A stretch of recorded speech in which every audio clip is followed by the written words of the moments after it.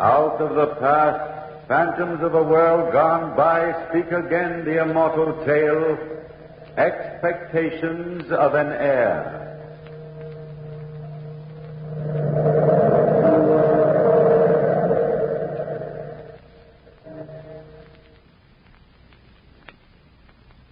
Yes, there she goes. My beloved Aunt Mora, her skirts rustling as she waddles up the stairs to her room. My earliest memories are memories of her, always dressed in the same way, heavy dark dresses which only accentuate her huge body, her fat body. Always waddling from our dark living room up the circular wooden stairway to her room on the second floor, leaving behind a faint scent of mimosa perfume, mixed with the sweet odor of rice powder and the dusty smell of old clothes. Aunt Mora, mother, father, brother, and sister, all these she has been to me. My only relative, Aunt Mora. There's always been just two of us, alone together. And the butler, Andrew, only he leaves us alone together, too. Everybody does. You see, we're so devoted to each other. They say a lot of things. Wealthy Aunt Mora and that sweet nephew of hers. So devoted, so devoted. So devoted a man he is. It's amazing the way those two are always together. I don't see anything amazing about it. She's devoted her life to him. After all, she's all he's got. And he's her favorite brother's child. But cooping a young man up like that, it isn't natural. Someday he'll find a woman and get married. You mark my words. Ralph Weston marry? Nonsense. Maybe he might have a long time ago, that Alice Godwin, but not now. Not after what happened. Besides, you know what people say. There might not be a word of truth in it, but you know the way people talk. Yes, they talk. And I've given them much meat for conversation. I wonder if they know the truth, the real truth. Could they have guessed? It was for you, Alice, that I did it. It was all for you, Alice. I loved you. I loved you a great deal. We had been for a walk that afternoon so long ago when we were engaged to be married. You stopped suddenly by the banks of the river and you looked at me, almost appraising. You're a strange boy, Ralph. We've been engaged 5 months now, and I've never even met your family. I haven't got a family. Well, you've an aunt. Alice, when the time is ripe, you'll meet her. When the time is ripe. I'm so tired of being secretly engaged. It's all so pointless. Why can't I announce my engagement like other girls? Are you ashamed of me? Ashamed of you? Great Scott, no. Well, why keep it a secret, then? Even my family are becoming suspicious. Stall them a while. Say that you're not sure you love me. That's rather close to the truth, Ralph. What do you mean? I mean, I'm not at all sure anymore that I want to marry you. You've no gumption. You won't get a job and start out on your own like other people. A little foolish for me to take a job as a $20 a week clerk, and there's not very much else I'm suited for. But living on your aunt this way... I'm not living on her, really, Alice. It's my money. She's going to leave it all to me someday. Someday isn't now. Aunt Mora doesn't approve of my marrying. You know that. Do I? I don't know anything. Do you want me to be cut off without a cent, Alice? Yes, as a matter of fact, I'd love it. Give you a chance to prove yourself. You're not being very practical. Have you ever asked your aunt, point blank, how she feels about your marrying? Well, no, because I know what her reaction would be. You're making her seem an awful ogre, when everyone says she's so devoted to you. Such a nice person. I know Aunt Mora better than you, Alice. You'll have to let me do things in my own way. Aunt Mora's got a bad heart, and any kind of a shock would prove fatal to her. But why should your engagement prove a shock? Oh, Ralph, we've had this argument so many times. I'm sorry, darling, but unless you feel free to marry me now... Alice, give me a little time.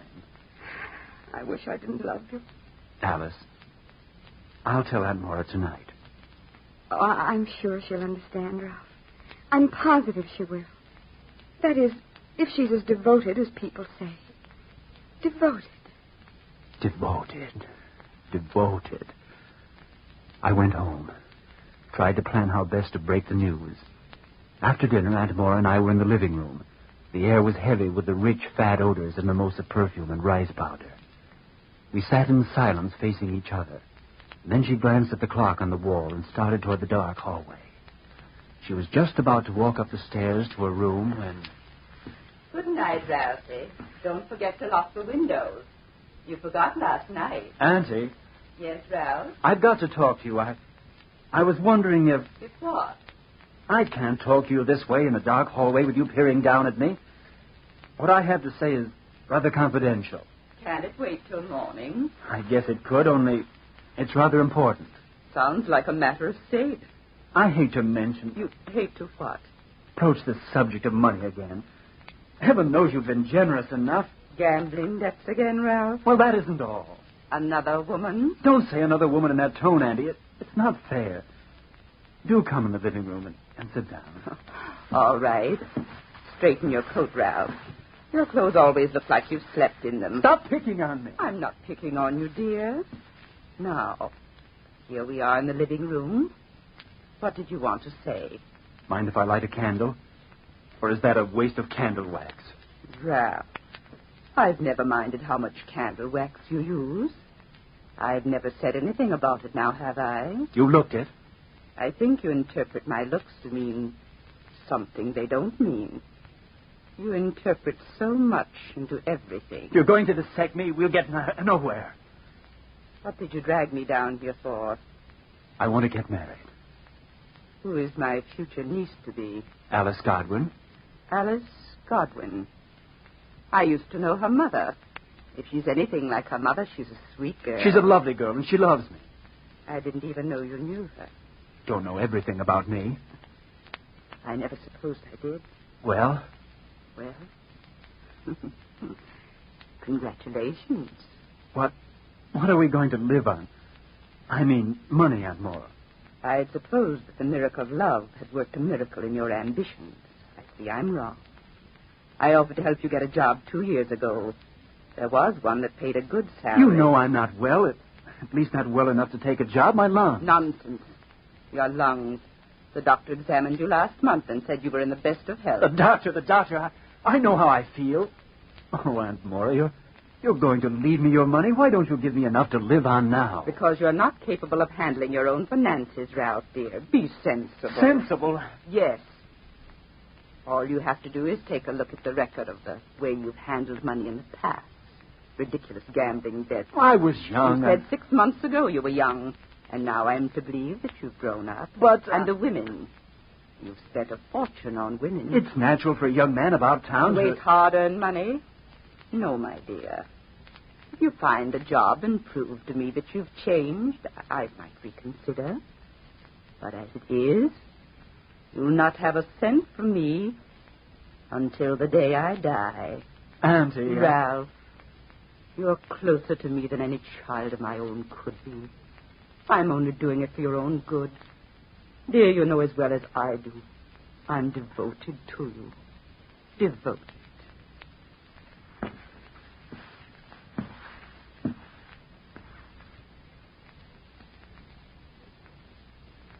Devoted to me. Devoted in her own peculiar way. She climbed up the stairs to her room and left me alone in the sitting room with my thoughts. And my thoughts weren't pretty ones, not where she was concerned. She was determined to hang on to her money until she died. Death. Yes, perhaps her sudden death would be the answer. She'd lived her life. Obviously, what good was a rich, fat old woman? Death would put a stop to all this bickering over my extravagances. Then I could marry. The scent of mimosa perfume was heavy in the air, and the sweet odor of rice powder burned my nostrils, almost as if she were there. But she was upstairs, and I was alone. Alone with my thoughts of her death. But how? That was the problem. Accidental death, immediate, painless. The stairs. A bad fall from the stairs, a broken step, seconds at the top. That was it. The shock of the fall was certain to bring on another heart attack. I knew I had the right idea, the second step. I had no sooner thought of it than I started to work to the kitchen for a chisel, a bit of wax. I had hoped Andrews, the butler, was in bed. But as I opened the door to the kitchen... Mr. Ralph, sir, are you still up? Why, yes, Andrews. Is there something I can do for you, sir? No, I just thought I'd rummage about the ice chest and get myself something to eat. I wasn't eavesdropping, Mr. Ralph, but I happened to hear you tell your auntie you were engaged. My congratulations, Mr. Ralph. Thank you, Andrews. Are you sure there's nothing I can get you? Positive. I like to rummage an ice chest by myself. You're positive, sir? Yes, positive. Go up to bed, Andrews. If you won't be needing me, sir, I don't suppose you would mind if I took the rest of the evening off? No, Andrews, I don't mind at all. You don't have to come in till morning if you wish. Well, I was going to be a wee bit late, sir. That is, if you don't mind. I don't mind. If your auntie asks for me, you will tell her a likely story, won't you? My aunt is sound asleep, Andrews, and she won't be needing you. Well, thank you, sir. Thank you so much. Well, good night to you, sir. Good night, Andrews. That was good luck. First part was good luck, Andrews taking the night off. I knew I wouldn't be disturbed. I went to the tool drawer beneath the sink, opened it, took out the chisel, the hammer, and the floor wax, carefully wrapped them in a towel. Grandfather's clock in the hall was chiming. Aunt Mora always fell asleep within 10 minutes after retiring. She was proud of that fact, talked about it a great deal. She usually went to bed at 9, but here it was 10 o'clock. I crept from the kitchen, then shut the door carefully behind me. Then I crept slowly, carefully up the stairs, one at a time, very slowly, very carefully, until I reached the second from the top of that long wooden stairway. I sat down on the steps, carefully removed the small nails which held the rug in place. Carefully, soundlessly, one by one, I removed the nails for her coffin. Perhaps I ought to save them. The thought amused me. I was so careful I had time to be amused, and anxious, too. Then, when the last nail was out, I pulled up the carpet and waxed the stair underneath, waxed it well, very well, until the carpet slid at the merest touch. Then, as I started to hammer just one nail to hold the carpet temporarily... Ralph? Ralph? Yes, Auntie. I thought I heard you out there. What are you doing on that stairway? Stairway? Why, nothing, Aunt Moore. I was just coming up to bed. Ralph, would you do something for me? I don't feel so well, darling. You're hot again, Aunt Mora? Yes, I'm afraid so. Would you get me my pills and a glass of water? Of course, Auntie. I'd do anything for you. Anything. You're so devoted, aren't you, dear? So devoted.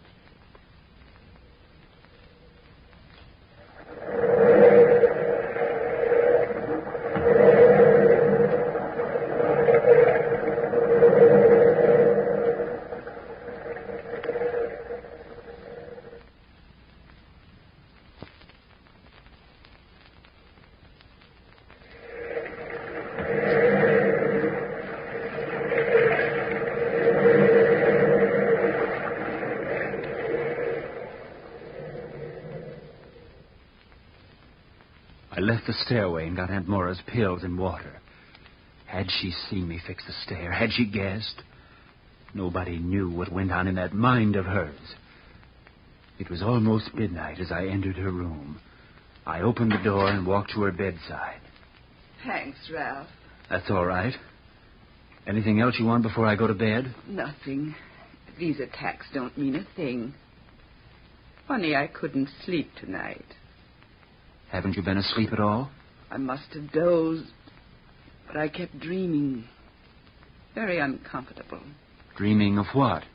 I can't remember, except that it was unpleasant. You ate a large dinner tonight. You always have nightmares when you overeat. You know that. Yes, of course. Only it was so strange. What's so strange? To dream that you were trying to murder me. Yes, that is strange. Good night, Ralph. Good night, Aunt Mora. I hope you don't have any more unpleasant dreams. I hope not. I don't like unpleasantness of any kind. My heart won't stand it.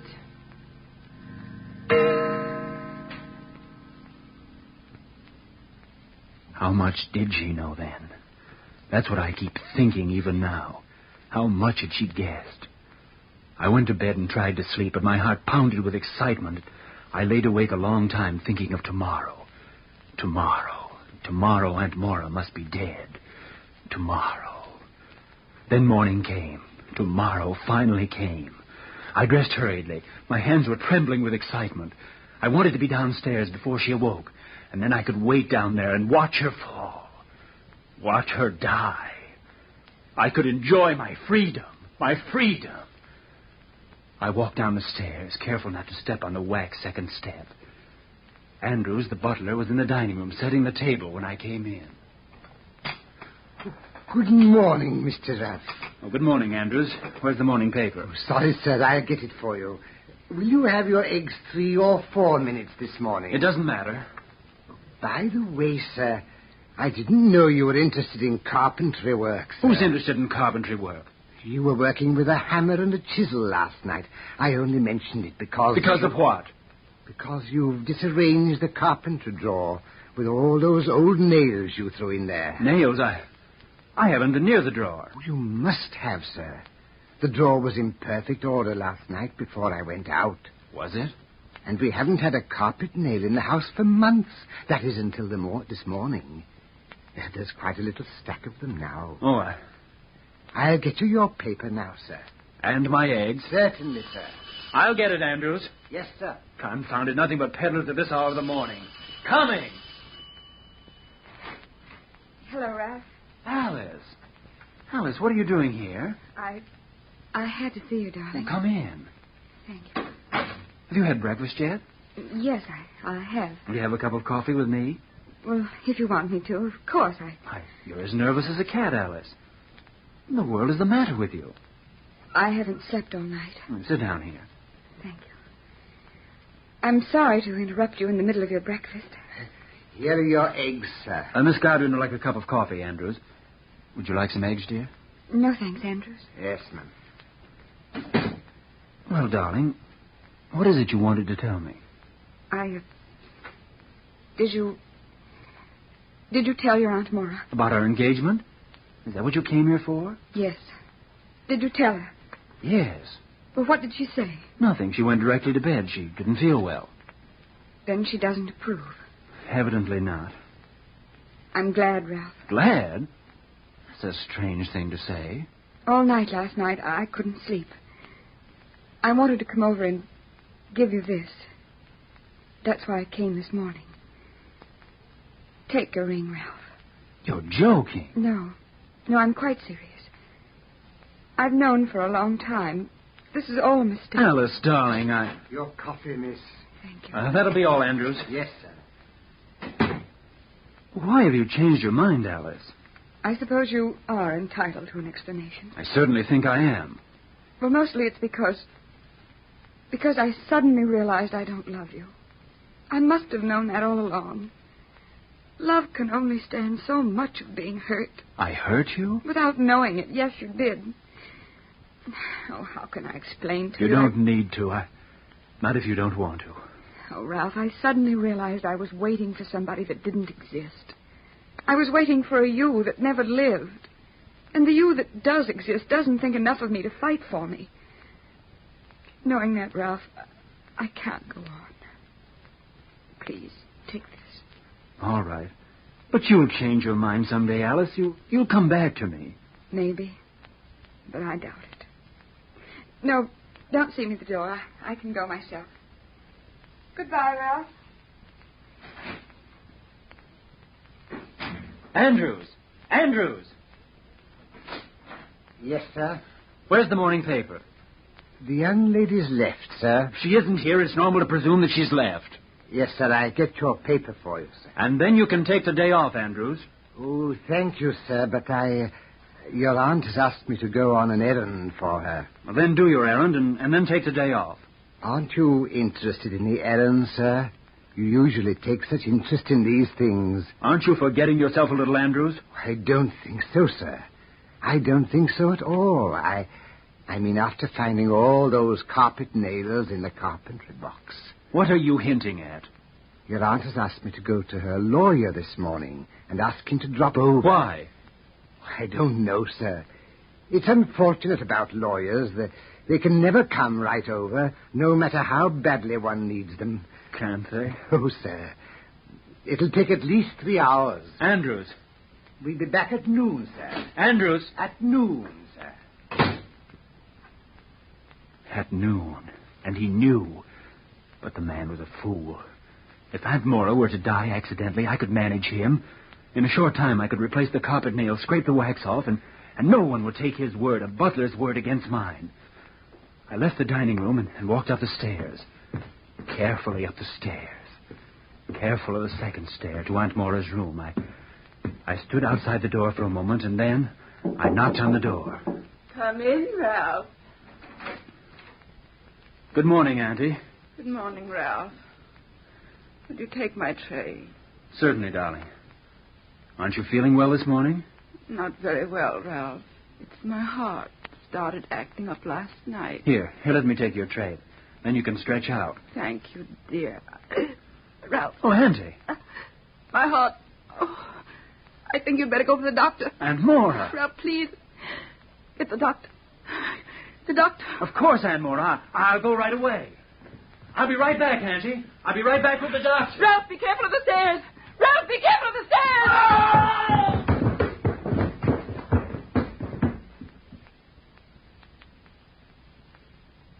Be careful of the stairs. Be careful of the stairs. Careful, careful. And then that horrible falling sensation as I plunged headlong down the circular stairway.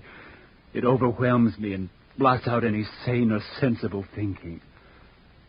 I'm alive. Yes, alive. But the mental pictures that haunt the inner recesses of my mind race by. Pictures of myself lying in a hospital cot and hearing Alice Godwin's voice from miles away. How badly is he hurt, Doctor? We can't tell yet, Miss Godwin. Compound skull fracture and some rather serious damage to the spinal column. We'll know much more in another week or so. He said another week or so, week or so, week or so, week or so. Oh, hello, Mora. Come in. Well, you're looking a lot better. I'm feeling fit. How's my nephew, Doctor? Any improvement? Well, we can't be sure as yet. A case like this takes time, you know. Time, you know, time, you know, time, you know, time. Months and months, and then I was home again. Home again. Welcome home, Mr. Ralph. Thank you, Andrew. Ralph, darling. Here, let me help you. You learn to push the wheelchair by yourself later on, but right at present you'd better let us do the work. Thank you, Aunt Mora. I'll push him, ma'am. You needn't worry, sir. We'll take care of you. Good care of you. Yes, I know you will, Andrews. Here's the morning paper. You can read it while I get dressed. We didn't expect you home from the hospital so soon. The doctor thought you'd be there another month. Yes, I know, Aunt Mora. I know. They were going to try another treatment. The specialist seemed to feel it's hopeless. I'll never walk again. Nothing's hopeless, Ralph. Nothing in the world. Especially if there are people around who are as devoted to you as I am. Simply devoted, my dear.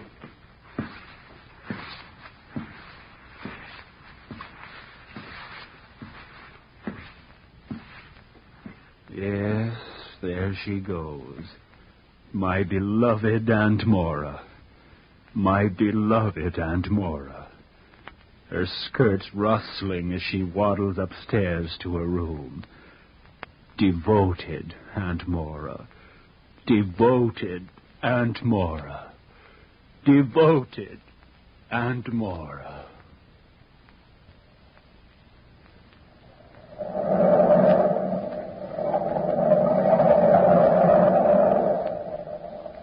From the time-worn pages of the past, we have brought to you the story, Expectations of an Heir. Bellkeeper, toll the bell.